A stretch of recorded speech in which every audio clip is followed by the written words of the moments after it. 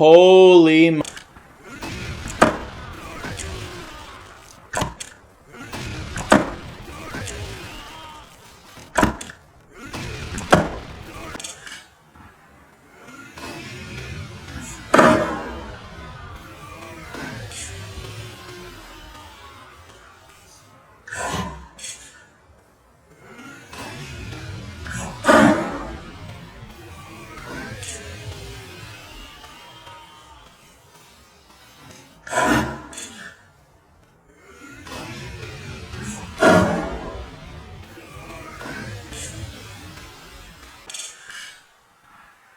You can do forward, 1 frame of neutral, and then down forward 2.